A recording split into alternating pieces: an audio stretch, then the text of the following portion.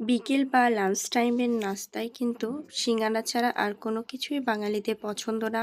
আর কারো হোক না হোক, আমার তো অনেক বেশি পছন্দ। বেশ কয়েকদিন থেকে এত খেতে ইচ্ছা করছিল, বারবার খেতে যেয়েও আবার ফিরে আসছিলাম। বানানোর সময়ও হচ্ছিল না, আর হোটেলের গুলোর অবস্থা দেখলে তো একদমই খেতে ইচ্ছা করে না। আজকে অফিস থেকে বাসায় ফেরার পথে আমার মনে হয়েছে যে আমি আজকে বাসায় যে সিঙ্গারা বানিয়ে খাবো। আর আজকে যেহেতু সন্ধ্যায় ঝিরিঝিরি বৃষ্টি হচ্ছিল, মেঘলা আকাশ, আমার তো অনেক বেশি খেতে ইচ্ছা করছিল সিঙ্গারা। লবণ, তেল আর পানি দিয়ে সুন্দরভাবে আটাটা মাখিয়ে বেশ কিছুক্ষণ রেস্টে রেখে আমি চলে যাব সবজি তৈরি করতে, কারণ এই রেস্টে রাখলে পরে সিঙ্গারা কিন্তু অনেক বেশি ভালো হয়। আর আজকে আমি বানাবো শুধুমাত্র আলু সিঙ্গারা, কারণ আমাদের বাসায় আলু সিঙ্গারা খেতে পছন্দ করে, আর আমার মা বাদাম যেহেতু পছন্দ করে না, তাই আমি সিঙ্গারাতে বাদাম ব্যবহার করি না। আমি এখানে পেঁয়াজ কুচিটা একটু বেশি পরিমাণে নিয়েছি, কাঁচামরিচ ছোট ছোট করে কেটে দিল, আমি ঝালের গুঁড়ো দিয়েছি, ফলে সিঙ্গারাতে ঝালের ব্যালেন্সটা খুব সুন্দর হয়। আমি এখানে হলুদ গুঁড়ো, মরিচ গুঁড়ো, লবণের সাথে ধনে জিরে গুঁড়ো দিয়ে সুন্দরভাবে এটাকে কষিয়ে নিচ্ছি। এমন ভাবে কষাতে হবে পেঁয়াজগুলো যেন একদম ব্রাউন আকৃতির না হয়, হালকা নরম হয়ে গেলে একটু পানি দিয়ে কষিয়ে নিব।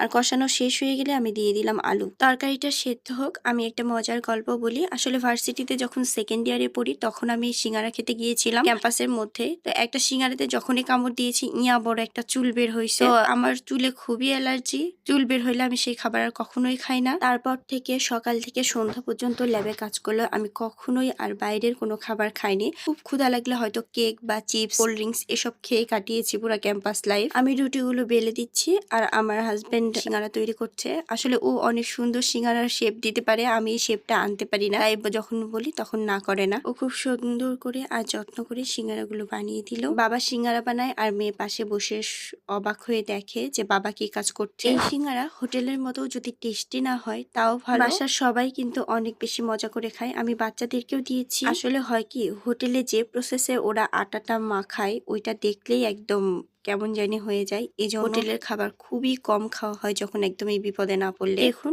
কত সুন্দর ক্রিস্পি হয়েছে দেখতে। সিঙ্গারাগুলো রেডি। আর কয়েকদিন ধরে চলা মনের মধ্যে যে ক্রেভিংসটা নড়াচড়া করছিল, আজকে তার সমাপ্তি। অনেক ভালো থাকবেন, আর আমার সিঙ্গারার রেসিপিটা কেমন লাগলো অবশ্যই জানাবেন।